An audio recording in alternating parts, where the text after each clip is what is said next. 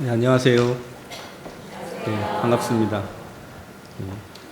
김종선 권사님께서 기도하시면서 저를 소개해 주셨듯이, 저는 움직이는 교회라는 아주 작은 교회, 그리고 또 작은 공동체를 꿈꾸면서 개척을 해서 작은 개척교회를 이렇게 공동체로 함께 모이고 있는데, 오늘 이렇게 말씀을 나눌 수 있는 기회를 또 갖게 해주시고 또 이런 귀한 시간 주셔서 감사드립니다. 추억의 장소라서 올 때마다 늘 낯설지 않고 내 집에 온 것 같은 편안한 마음이어서 이 기분이 한 번씩 너무 좋은 느낌이네요.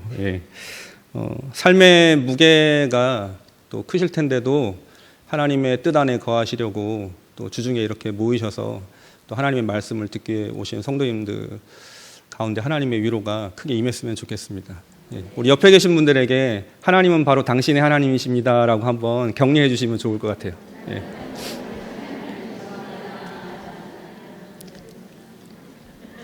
네, 좋습니다. 오늘 읽은 열왕기상 9장 본문은 솔로몬이 성전을 건축한 내용과 직결되고 연결되는 본문이죠. 솔로몬이 7년 6개월의 기간 동안 하나님의 성전을 지었고요. 사실 솔로몬이 짓긴 했지만 아버지 다윗 왕 때부터 많은 건축 자재들과 필요한 재료들을 끊임없이 모아서 드디어 성전 건축을 시작했고 7년 6개월 동안 성전을 건축했습니다.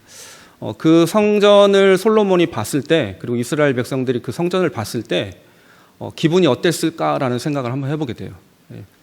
서울시민교회가 이 건물을 예전에 저쪽에 있을 때에서 이쪽으로 옮겨와서 이 건물이 딱 지어졌을 때, 이 건물을 그때 봤던, 참 많은 세월이 흘렀지만, 그 과거에 그것을 봤던 분들의 기분이 어땠을까와 아마 비슷하지 않을까라는 생각을 해봅니다.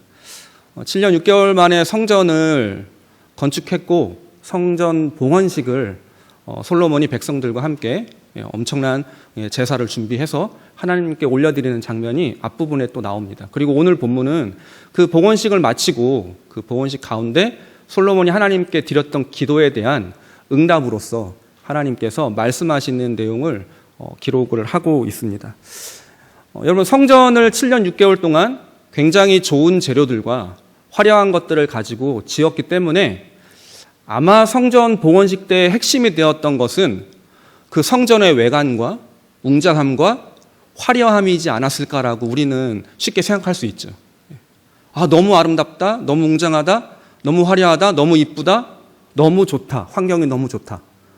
여기에 집중할 법도 한데 이상하게 느껴지리 많지, 성전 봉헌식을 읽어보면 성전의 외형이나 외관이나 그 규모나 그 화려함이나 웅장함에 집중되지 않고요.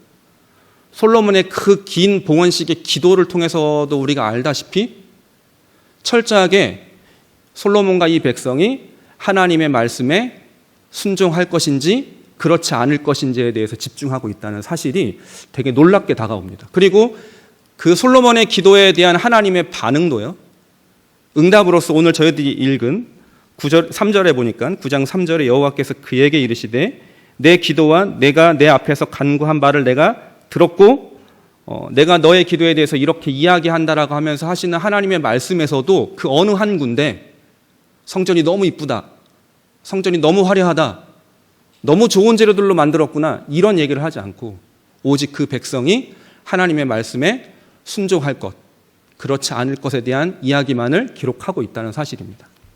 그럼 제가 오늘 설교의 제목을 영적 긴장 상태라는 제목으로 잡아봤는데 다르게 해석될 수도 있겠지만, 이해될 수도 있겠지만, 영적으로 우리가 건강한 긴장 상태에 놓여 있다라고 하는 것은요, 하나님께서 어떤 분이신지와 관련된 이야기입니다. 우리가 영적으로 건강한 긴장 상태에 놓여 있다는 것은 하나님께서 어디에 관심을 두시고 있는가와 관련된 이야기입니다. 오늘 본문에서 보는 바와 같이 하나님이 지금 어디에 관심을 두고 계신가? 하나님은 도대체 어떤 하나님이신가? 이것이 우리에게 굉장히 중요하고 그것이 우리가 영적으로 건강한 긴장 상태를 유지하는 중요한 비결이라고 할 수 있겠죠. 여러분, 하나님은 지금 어디에 관심을 두시나요? 외적인 화려함일까요? 이 성전이 얼마나 크게 지어졌나 거기에 관심이 있으신가요? 그렇지 않았습니다. 하나님은 백성 한 사람 한 사람의 그 중심이 나를 바라보고 있는가, 나를 따르고 있는가, 어떠한 역경과 환난 속에서도 나를 붙잡고 있는가, 그리고 그렇게 살고자 하는 결단과 그 중심이 여전히 있는가와 거기에 하나님께서 마음을 두시고 있지, 그 성전이 얼마나 아름답고 화려하고 괜찮은가에 하나님 당신이 마음을 두고 계시지 않는다는 것입니다. 여러분, 하나님께서 어떤 분이시고 그분이 어디에 관심이 있으신지를 알아간다고 하는 것은 우리의 영을 건강한 긴장 상태로 유지하게 만드는 중요한 길이라는 것이죠.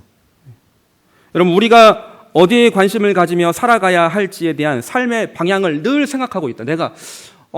나는 무엇에 관심을 가지고 살 것인가에 대해서 우리가 늘 고민하고 생각하고 있다는 것은 지금 내가 그만큼 영적으로 건강한 상태를 유지하려고 애쓰고 있다와 관련됐다라고 볼 수 있는 거죠. 그럼 결국 이 문제는 하나님과 나와의 관계에 대한 이야기겠죠. 지금 나는 하나님과 어떠한 관계를 맺고 있으며 나는 하나님과 지금 어떠한 관계를 유지하고 있는가와 관련된 이야기라고 할 수 있을 것입니다.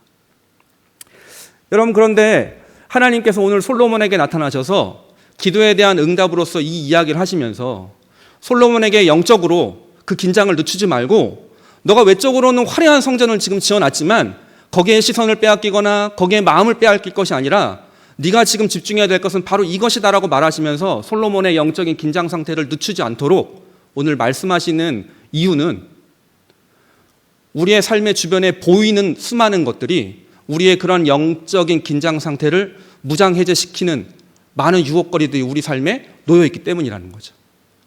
솔로몬은 계속 왔다 갔다 하면서 성전의 화려함을 봤겠죠. 솔로몬은 왔다 갔다 하면서 아버지 다윗이 꿈꿨던 그 성전 건축을 내가 이루었다라는 그 마음 가운데 그 성전을 보면서, 그 큰 공간을 보면서 뿌듯한 마음도 들었겠죠. 그러나 거기에 마음을 빼앗기는 순간 영적인 긴장 상태가 흐트러지고 무장해제될 것임을 하나님은 아셨기 때문에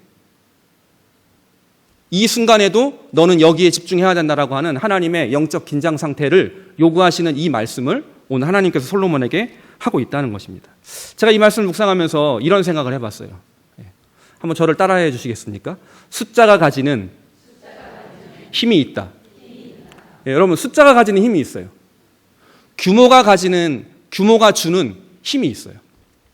제가 종종 책을 읽기 위해서 근처에 가는 카페가 있어요. 근데 그 카페 주변에는 뭐 큰 교회, 작은 교회, 규모가 큰 교회도 있고 작은 교회도 있고 교회들이 많아요. 그래서 그 카페에 집사님들, 권사님들이 종종 자주 오세요. 제가 그걸 어떻게 할까요? 제가 이제 테이블에 앉아서 책을 읽고 있으면 저 옆자리, 저 뒷자리, 앞자리에서 집사님, 권사님들이 집사님 뭐 어떻게 좀, 권사님 어떻게 좀 막 얘기를 막 하세요. 아, 교회 다니시는 분들이구나. 제가 책을 읽죠. 뭐 그날도 제가 책을 읽기 위해서 그 카페에서 이제 책을 읽고 있는데 한 부류의 어머니들이 이렇게 앉아서 막 얘기를 하시는 거예요. 한 어머니께서 이런 얘기를 하세요. 과거에 딸을 결혼시켰던 이야기를 하시더라고요. 딸을 결혼시킬 때 일인데 딸이 어느 날 이제 지금은 사회가 된 남자친구를 데리고 와서 자기들은 결혼식을 좀 소박하게 하고 싶다. 그래서 이제 어머니가 너무 좋은 생각이다. 그래, 그렇게 준비해라.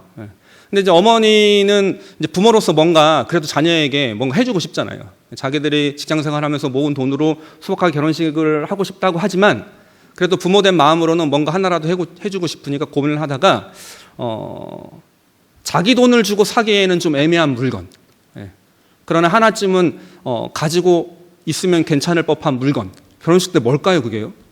저는 그 얘기를 막 그 어머니가 하시는데 제가 일부러 들은 건 아니었거든요. 목소리가 워낙 크셔가지고 제가 책 읽는데 자꾸 책의 그 문장과 그 어머니의 말이 막 같이 들어와가지고 제가 듣게 됐어요. 일부러 들은 건 아니에요. 근데 그 어머니가 그러더라고요. 그래서 이제 딸하고 사위한테 이제 시계를 하나 사줘야 되겠다. 시계는 자기 돈 주고 요즘 잘 안 사지잖아요. 그리고 좀 좋은 시계는 더 그럴 테니까 이제 신혼여행을 스위스로 가기로 했으니 이제 2천만 원을 주면서 스위스 가서 신혼여행 보내고 시계 하나씩 사라고 2천만 원을 줬대요. 야, 벌써 2천이라는 숫자에 여러분들 와 하시죠. 예, 숫자가 가지는 힘이 있어요. 예. 그래서 돈을 줬대요. 이제 계속 이야기를 합니다. 근데 그 어머니 기분이 별로 안 좋다는 듯이 얘기해요. 근데 말이야 뭐 이러면서 이야기를 해요. 왜 기분이 안 좋으셨는지를 제가 들어보니까 딸과 사이가 시계를 안 사서 온 거예요. 그 말은 뭐죠?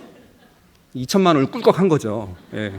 내가 분명히 시계를 사오라고 했는데 시계를 안 사고 인마이 포켓을 한 거야, 2천만 원을. 그러니까 이제 어머니가 기분이 나를 무시해도 분수가 있지. 내가 그래도 2천만 원을 줘서 시계를 사라고 했으면 그 돈으로 시계를 사와야지 말이야. 어떻게 내 말을 무시할 수가 있냐고 또 막 얘기를 하세요.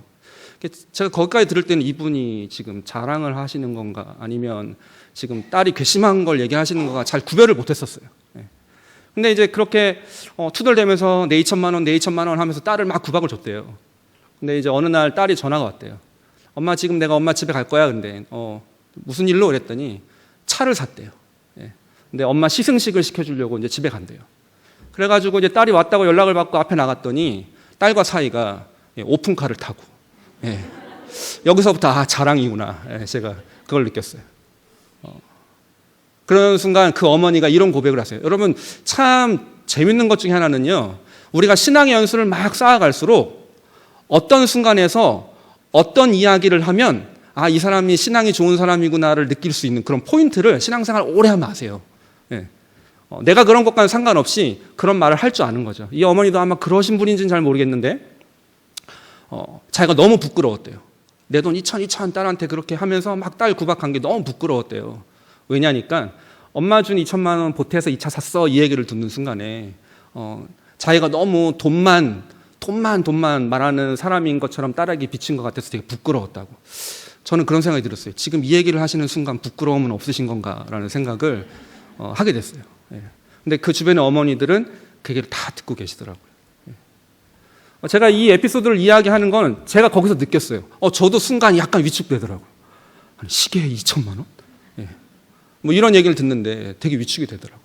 분명히 여러분 숫자에는 힘이 있죠.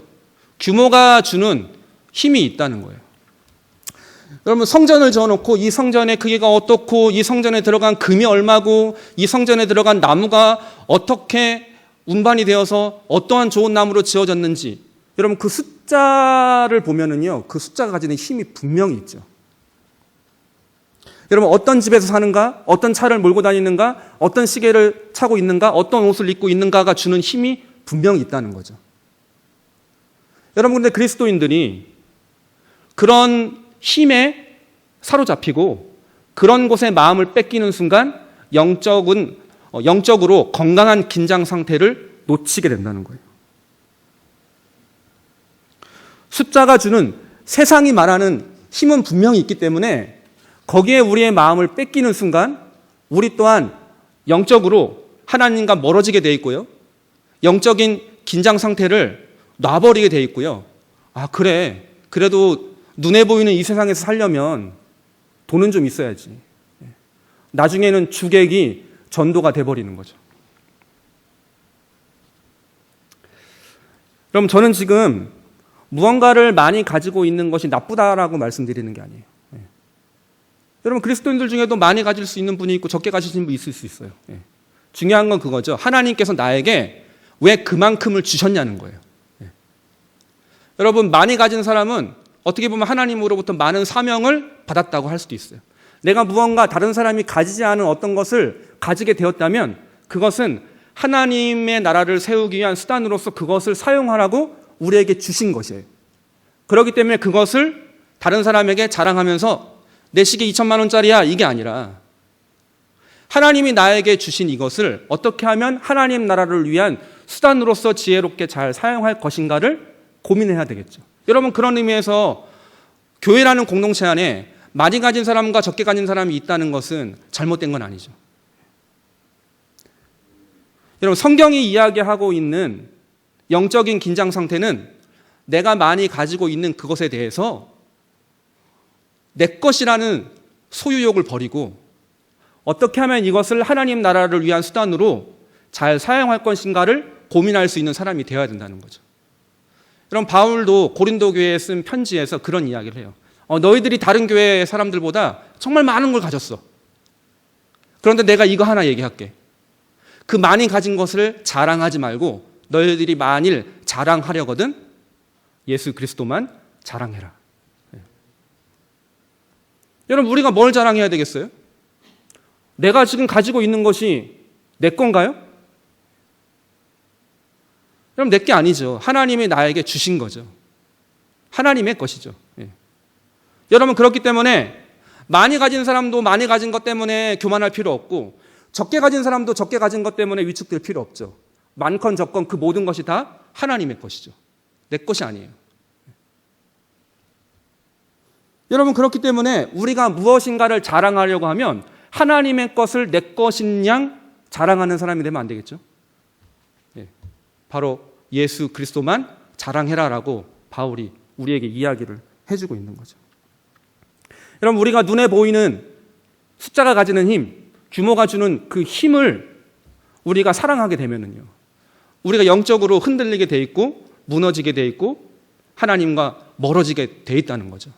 그래서 하나님께서 솔로몬에게 오늘 그렇게 말씀하시는 거예요. 그래, 너 성전 잘 지었어. 그래, 괜찮은 재료 썼구나.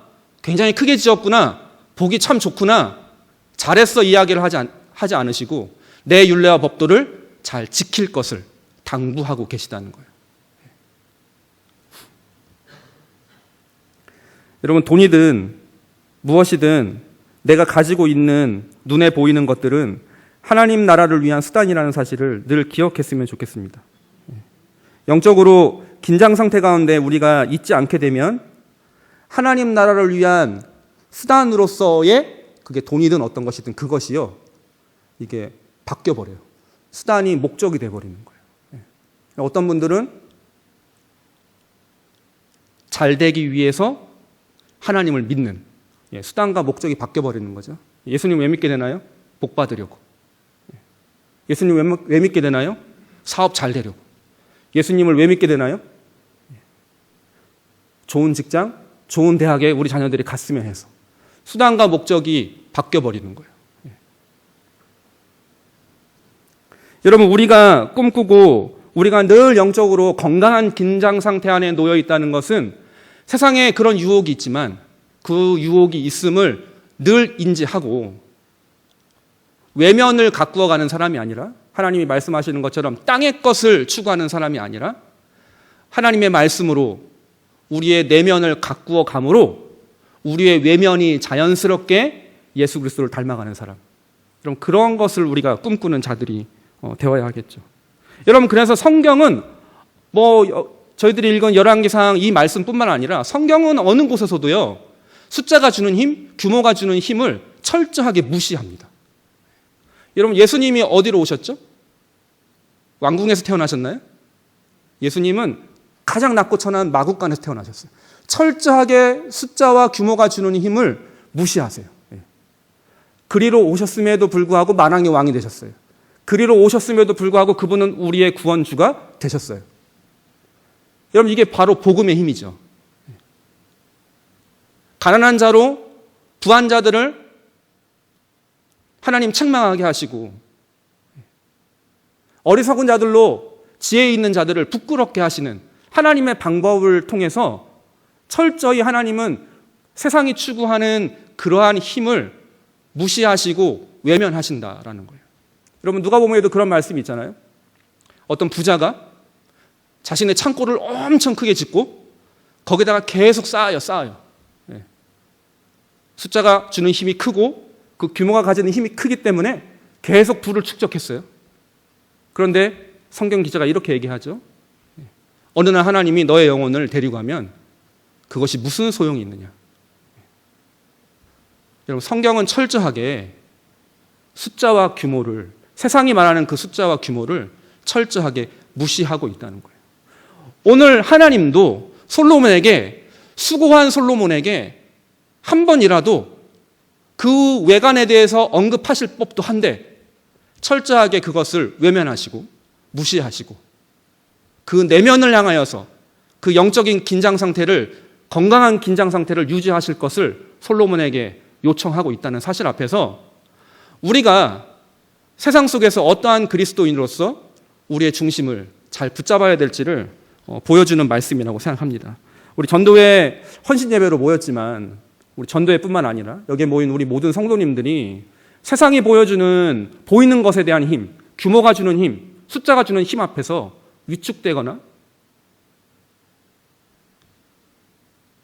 그것 앞에서 우리가 초라하게 느껴지신다면 이제는 절대 그러지 마시고 여러분 생각해 보세요. 규모가 주는 힘이 만약 크다라고 그들의 논리로 이야기한다면 온 천하보다도 크시고 이 하늘과 하늘이라도 담을 수 없는 만왕의 왕 대신 주 하나님을 나의 하나님으로 내가 모시고 살고 있다. 여러분 하나님보다 큰 것이 이 땅에 있나요? 이 세상이 하나님을 품을 수 있나요? 만일 세상이 말하는 규모가 주는 힘이 있다라고 이야기한다 하더라도 우리의 하나님은 이 세상이 품을 수 없고 담을 수 없는 위대하시고 전능하신 하나님이기 때문에 우리는 어떠한 이유에서라도 위축되거나 소심해질 이유가 없다는 사실을 기억하시고 늘 언제나 세상 속에서 당당한 그리스도인들로 승리하실 수 있는 저와 여러분들이 되시길 부탁을 드립니다. 여러분 왜 사람들이 이 숫자, 이 규모 조금이라도 더 좋은 차를 타고 싶어하고 조금이라도 더 넓은 집에 살고 싶어하고 조금이라도 더 많은 돈을 갖고 싶어하는 이유가 무엇일까라는 생각을 한번 해봤어요. 많은 이유가 있을 수 있지만 그 중에서도 중요한 한 가지는 안정감이 아닐까라는 생각을 해봤어요. 그러면 사람은 불안정한 상태에 있기를 원치 않죠. 초조하고 불안한 상황에서 벗어나고 싶어하지 불안정한 상태에 있기를 원치 않습니다. 그렇기 때문에 언제나 사람들은 안정감을 추구하죠. 그것은 또 사람들이 말하는 행복과도 연관되어 있어요. 안정감을 누리는 것, 그것을 행복이라고 얘기할 수 있죠. 저희 첫째 아들 이름이 예준이거든요. 이제 고등학생이 돼서 놀라시나요? 아시는 분들은 좀 놀라실 수 있는데 시민교회에서 초등학교 1학년 때 전학을 가서 이제 고등학교 1학년이 됐는데 어느 날 그러더라고요. 빨리 어른이 되고 싶다고. 왜 그러냐 그랬더니 고등학교 생활이 별로 행복하지 않은가 봐요. 고등학교 1학년이 되는 순간부터 학교에서는 대입 얘기하고 수능 얘기를 하고 뭔가 거기에 매여 있는 것이 너무 스트레스를 받고 그 긴장 상태에 있는 게 너무 싫은 거죠. 이 3년이라는 시간을 빨리 벗어나면 좀 안정감을 찾을 수 있을 것이라고 생각을 하죠. 짧은 학생의 생각이죠. 그럼 대학생이 되면요? 그 안정감이 오래 가나요? 그럼 대학생이 돼서 안정감을 얻었다고 쳐요. 그 안정감은 이내 사라지죠. 또 취업 문제, 머리를 더 피곤하게 하는 일들이 우리 청년들에게 있잖아요. 우리 자녀들에게 있잖아요. 그러다가 취업을 했다고 쳐요. 안정감이 생기긴 하겠죠. 그게 오래 갈까요? 그렇게 오래 가지 않죠. 그 행복도 잠시 잠깐이죠. 여러분 우리가 뭔가 안정감을 추구하고 행복을 추구하면서 살아간다는 것이 사람들에게는 이 규모가 주는 힘, 숫자가 주는 힘과도 연관되어 있어요. 그래서 그 안정감을 추구하고 그 행복을 추구해요. 여러분 솔로몬이 다윗 아버지의 시대로부터 성전을 짓기 위한 아주 지리한 시간을 보냈어요. 굉장히 많은 시간을 보냈잖아요. 이 성전을 짓기 위해서. 많은 인내의 시간도 보냈고 그리고 드디어 성전을 지었어요. 난 이제 끝이야. 안정감이 찾아왔겠죠? 그 외관을 보는 순간 행복, 만족감이 찾아왔겠죠. 그러나 그것도 잠시 잠깐이었다는 거예요. 혹시나 하나님께서 솔로몬이 난 이거 성전 지었으니까 이제 끝이야 라고 하고 그냥 마음의 안정감을 찾아서 거기서 나태하고 아니라고 그 만족감 가운데 그냥 이제 끝이구나 라고 그것을 모든 것의 결론으로 끝내버릴까 봐 하나님이 오늘 찾아오셔서 너 혹시나 이걸 끝이라고 생각한다면 오산이야. 이 겉으로 성전이 지어졌다는 것이 하나님이 내가 너희 가운데 늘 함께 있겠다라는 말과 동일하지 않아. 여러분 성전이 지어졌으면 이제 하나님이 임재하심이 끝난 건가요? 하나님은 계속 거기 임재하시는 건가요? 건물이 하나 떡 지어졌다는 게 하나님의 임재를 그냥 100% 인정해? 100% 효력을 발휘하는 건가요? 그렇지 않죠. 내가 하나님을 어떻게 생각하고 내가 하나님께서 가지시는 하나님이 눈이 가신 그곳에 마음을 두시는 그곳에 나도 함께 마음을 두며 그 하나님을 나의 하나님으로 모시고 그분의 뜻을 따라 순종하는 그 사람에게 하나님이 임하는 거지, 그냥 건물 하나가 지어졌다고 하나님이 무조건 100% 거기에 이제는 임재하신다. 제가 종종 그런 설교 중에 그런 이야기를 해요. 우리 모두가 다, 이 자리에 앉으신 여러분들 모두가 다 하나님의 나라에 입성하기를 우리 모두는 소원하지만, 그리고 소원하길 바라요. 저도 그랬으면 좋겠고 여러분 모두가 그랬으면 좋겠어요. 여러분, 그러나 이 자리에 앉아 있는 것만으로 우리의 구원이 보장되는 것은 아니란 말이에요. 여러분, 예배 자리에 내가 수동적으로 앉아 있다고 나는 구원받았어, 나는 천국 가겠구나, 여러분, 그렇지 않다는 거예요. 성전을 멋있게 괜찮게 화려하게 지어놨다고 무조건 100% 하나님께서 거기에 임재하시는 게 아니라고요. 오늘 9장의 뒷부분에 뭐라고 얘기하나요? 너희가 내 율례와 법도를 지키지 않으면 이방의 조롱거리가 되게 하고 이 성전은 그냥 아무것도 아닌 게 돼버리게 하겠다고. 여러분, 이 외관이 중요하지 않다는 거죠. 이거 하나 지어놨다고 마음의 안정감과 행복감에 도취되어서 그냥 영적인 긴장 상태를 풀어버리고 놓아버릴 뻔할 수도 있는 솔로몬에게 찾아오셔서 그게 중요한 게 아니야, 영적인 긴장 상태를 놓지 않기를 바란다 라고 말씀하시는 거예요. 여러분, 이 긴장 상태는 굉장히 우리에게 중요한 신앙생활의 중요한 하나의 요소예요. 여러분, 하나님의 나라가 이미 임했지만 하나님의 나라는 아직 완성되지 않았어요. 여러분, 이 하나님 나라의 임의와 아직 사이에서 우리는 영적으로 긴장 상태를 유지하며 살아야 될 하나님의 사람들이에요. 하나님이 우리를 구원하셨지만, 우리는 이미 구원을 받았지만 우리는 두렵고 떨림으로 이 구원을 이루어가야 하는 칭의와 성화의 사이에서 이 영적인 긴장 상태를 가지고 살아가는 그리스도인들이라는 사실을 기억해야 돼요. 어떤 이단과 같이, 또 어떤 잘못된 그리스도인과 같이 난 이미 구원받았으니까 내가 어떻게 행동하건 어떻게 살건 나는 이미 구원받았으니까 성경은 우리에게 방종을 가르치지 않는다는 거예요. 여러분, 긴장해야 되죠. 이게 영적으로 건강한 긴장 상태예요. 이 긴장을 풀어버리는 순간 우리는 잘못된 길로 들어서게 되는 거죠. 여러분, 우리는 당연히 믿음으로 구원을 얻습니다. 믿음은 하나님께서 주신 선물이죠. 여러분, 그러나 성경이 우리에게 행함을 요구하고 있지 않은 게 아니에요. 믿음으로 구원을 받지만 우리에게 열매, 행함도 말씀하고 계세요. 그렇다고 성경이 행위로 구원을 얻는다라고 말하지 않아요. 오직 구원은 믿음으로. 그런데 그 믿음을 가지고 사는 사람들은 자연스럽게 포도나무가 포도 열매를 맺는 것처럼 그리스도를 품은 자들은 그리스도에 합당한, 복음에 합당한 열매를 맺게 되어 있다라고 성경은 우리에게 말씀하고 있어요. 여러분, 이 긴장 상태를 건강하게 가지고 가는 그리스도인들이 참된 그리스도인이라고 할 수 있겠죠. 여러분, 우리가 힘써 하나님의 말씀을 지켜요. 맞잖아요? 그러기 위해서 오늘도 이 밤에 우리는 함께 모였어요. 여러분, 그러나 우리가 힘써 지키는 것 같지만 사실은 궁극적으로는 하나님께서 우리로 그렇게 살게 하시는 거예요. 여러분, 그러나 이 두 가지가 충돌되진 않아요. 내가 열심히 사는 것과 하나님이 그렇게 살도록 하시는 게 충돌되진 않는데 궁극적으로는 하나님께서 그렇게 살도록 하시는 거예요. 여러분, 그렇다면 하나님께서 어쨌든 간 나를 그렇게 인도하시고 살게 하실 거니까 내가 어떻게 살든 상관없지 않겠어? 이건 긴장 상태를, 건강한 긴장 상태를 놔버리는 것이고 잘못된 선택이라는 것이죠. 여러분, 우리는 하나님의 말씀을 따라 순종해야 됩니다. 그러나 그것까지도 하나님께서 인도하시는 거예요. 이 두 가지 긴장 상태를 잘 가지고 살아가는 것이 우리에게 굉장히 중요하다는 사실이죠.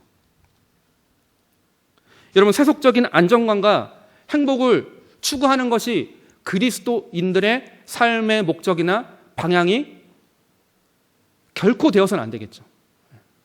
난 예수 믿었으니까 난 이미 구원받았구나, 여러분, 이런 안정감과 예수님 믿으면 나에게 무조건 복 주시지 않겠어? 여러분, 이런 걸 추구하는 그리스도인 되면 안 되겠죠. 주객이 바뀌면 안 되겠죠. 어느 순간 어떤 그리스도인들은 그런 분들이 있어요. 이 안정감과 행복이 삶의 목적이 되시는 분들이 있어요. 제가 그런 분들한테 한번 묻고 싶어요. 당신은 안전하지 않으십니까? 라고 묻고 싶어요. 여러분, 우리는 안전하지 않나요? 여러분, 만약 우리의 삶의 안정감이 우리의 삶의 목적이라고 한다면 여러분, 그리스도인들은 이미 안전한 자들이에요. 왜요? 우리는 영원한 생명을 소유한 자들이 되었으니까요. 우리는 죽음 이후의 세계까지도 보장받은 자들이 되었으니까요. 우리는 예수 그리스도를 소유해서 영원한 안정감을 얻은 자들이 되었기 때문에 우리는 더 이상 세상이 말하는 안정감을 추구할 이유가 없어요. 우리는 이미 안전한 자니까요. 여러분, 그런 의미에서 그리스도인들은 더 이상 세상이 말하는 그 안정감을 추구하는 삶을 살아야 될 사람들이 아니라는 거죠. 복을 얘기하는데요. 여러분, 복을 추구하는 그리스도인들이 있어요. 여러분, 만일 복을 추구하는 그리스도인들이 있다면 질문을 드리고 싶어요. 당신은 복을 받은 자가 아닙니까? 여러분, 우리가 받은 복 중에 가장 큰 복이 뭔가요? 무엇이라고 고백하시겠습니까? 예수 그리스도라고 고백해야겠죠. 여러분, 예수 그리스도보다 더 큰 복이 있나요? 우리가 더 추구해야 될 복이 있나요? 여러분, 우리는 이미 복을 받은 자들이죠. 여러분, 그렇다면 우리는 세상이 말하는 대로 복을 추구하는 삶을 살아야 될 사람이 결코 아니라는 거죠. 도리어 우리는 이 영적으로 건강한 긴장 상태를 유지하면서 세상이 말하는 소리에 우리의 마음을 뺏길 것이 아니라 도리어 우리의 중심을 다잡고 이 긴장 상태를 잘 유지하면서 믿음의 길을 걸어가는 것이 지혜로운 자이겠죠. 그렇죠. 세상 사람들이 어리석은 사람. 지금 저 주식에 돈 넣으면 대박 날 텐데. 이렇게 얘기할 수도 있겠죠. 예. 여러분, 그러나 우리가 걸어가야 될 길이 어떠한 길이라는 사실을 기억을 한다면 그런 소리에 현혹이 되거나 마음을 뺏기는 일이 있어서는 결코 안 되겠죠. 여러분, 만일 우리가 안정감과 행복감을 추구하는 것이 인생의 목적이라고 한다면 적어도 그리스도인들은 그 목적을 이미 성취한 자들이라는 사실을 기억하시고 거기에 마음을 빼앗기지 않는 저와 여러분들 되시기를 주님의 이름으로 부탁을 드립니다. 말씀을 마무리할게요. 여러분, 우리는 하나님의 나라를 그리고 예수 그리스도의 복음을 소유하고 살아가는 그리스도인입니다. 그 말은 이미 내가 왕이 되었다라는 것을 이야기하지 않습니다. 성경이 우리에게 이제 하나님의 나라에 영혼이 들어가게 되면 거기서 왕 노릇을 할 것이라고 이야기를 하죠. 그 말이 지금 내가 이 땅에서 벌써 이미 왕 노릇을 해야 할 사람이라고 이야기하는 것은 결코 아닙니다. 그러나 어떤 그리스도인들은 눈에 보이는 세상 가운데서 제가 앞부분에 말씀드렸던 그러한 것들을 추구하며 이미 이 땅에서 왕 노릇을 하며 사는 그리스도인들이 있다는 거예요. 제 말이 아니라 성경이 그렇게 이야기해요. 그럼 바울이 고린도교회 편지 중에 또 그런 이야기가 있어요.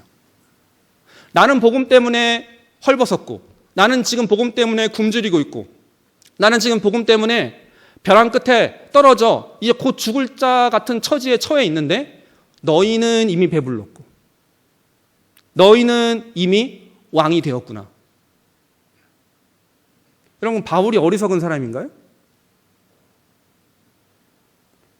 여러분, 성경이 그 이야기를 하고 있지 않죠.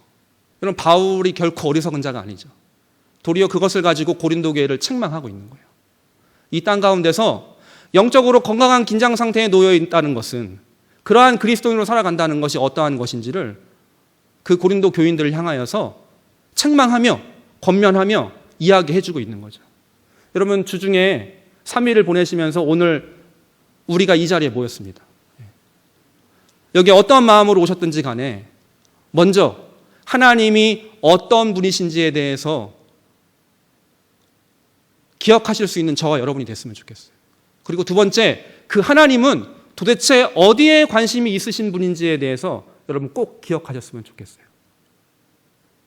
여러분, 그래서 우리가 말씀을 들을 때마다, 또한 주일 예배를 드릴 때마다, 또한 소그룹으로 모여서 함께 그리스도인들의 교제를 나눌 때마다 우리가 자랑해야 할 것은 예수 그리스도밖에 없음을 기억하셨으면 좋겠어요. 여러분, 그래서 우리가 달려가야 할 길, 걸어가야 될 길이 어떠한 길인지를 아는 저와 여러분들이 교회 공동체 안에서 뿐만 아니라 세상 공동체 속에서도 참된 영향력을 발휘하며 자녀들에게 참된 교육으로 양육하며 또한 주변 사람들에게 참된 진리를 선포하며 그리스도인으로서 우리 안에, 우리 심장에 갖고 있는 예수 그리스도의 진리를 담대하게 외칠 수 있는 저와 여러분이 되었으면 좋겠어요. 여러분, 그것은 어느 날 하루아침 갑자기 이루어지는 것은 아니에요. 신앙 공동체 안에서 끊임없이 훈련 받으시고 또 하나님께서 우리의 개인의 삶에서 끊임없이 우리를 훈련하시면서 우리를 그렇게 이끌어 가실 거예요. 그 하나님을 의지하시길 바랍니다. 그 하나님을 소망하시길 바랍니다. 그 하나님을 붙잡으시길 바랍니다. 여러분, 우리는 헌신하면 헌신 엄청 거창한 거 생각하나요? 여러분, 헌신이 너무나도 거창한 것처럼 우리에게 다가올 수도 있지만 우리가 그 헌신을 우리의 삶의 자리에서 작은 것 하나부터, 느헤미야가 우리의 힘은 하나님을 기뻐하는 것이다 라고 외친 것처럼 우리의 힘은 숫자가 주는 힘이나 우리의 힘은 규모가 주는 힘이 아니라 우리의 힘은 내 삶의 안정감을 취하고 복을 얻어서 나오는 힘이 아니라 우리의 힘은 여호와를 기뻐하는 것이라. 그럼 헌신이 엄청난 게 아니라 우리의 삶에서 하나님을 기뻐하는 것이 헌신일 수 있죠. 여러분, 이번 한 주간도, 남은 한 주간도 하나님만을 기뻐하시면서 그분으로 소망 삼고 그렇게 건강한 영적인 상태를 유지하면서 믿음의 삶을 또한 살아내고 승리하실 수 있는 저와 여러분들 되기를 주님의 이름으로 부탁을 드립니다. 이제 한번 같이 합심해서 기도 잠시 하면 좋겠습니다. 하나님께서 우리를 이 시대에 거룩한 그리스도인들로 구별하여 주셨습니다. 거룩하게 우리를 구별하셨다는 것은 하나님 당신의 이름을 거룩히 구별한 그곳에 두셨다라고 하는 의미입니다. 여러분, 우리는 하나님의 이름을 가슴에 품고 예수 그리스도를 우리의 마음에 새기고 살아가는 사람들입니다. 우리가 어떠한 우리의 영적인 상태를 유지하고 살아야 할지 오늘 하나님께서 솔로몬에게 말씀하신 그것을 우리가 기억하면서 하나님, 나를 솔로몬과 같이 붙잡아 주시고 이 영적인 건강한 긴장 상태에서 벗어나 세상적으로 아니라고 나태한 자리로 빠져들지 않도록 하나님 우리를 붙잡아 주시고 또한 서울시민교회를 붙잡아 주시옵소서. 특별히 베베 1, 2 여전도회를 붙잡아 주셔서 또한 공동체의 영적인 어른들로서 또한 믿음의 본을 보이며 또한 여호와를 기뻐하는 것이 우리의 힘이라는 믿음의 고백이 이 전도회의 고백될 수 있도록 우리 전도회를 위해서도 우리 합심해서 다 같이 사회자 나오실 때까지 기도하면 좋겠습니다. 기도합시다. 하나님 아버지, 감사를 드립니다. 우리가 하나님이 어떠한 분이신지, 하나님이 어디에 관심이 있으신지 참 많이 놓치고 살았던 것 같습니다. 하나님, 오늘 말씀을 통해서 하나님이 어떠한 분이시며 하나님이 어디에 관심을 지대하게 두고 계신지를 기억하고 우리가 눈에 보이는 것에 현혹되거나 빠져드는 것이 아니라 오직 하나님 한 분을 붙잡고 그 말씀 안에 거하는 믿음의 삶을 살아갈 수 있는 우리 서울시민교회, 우리 전도회 될 수 있도록 주님 붙잡아 주시옵소서.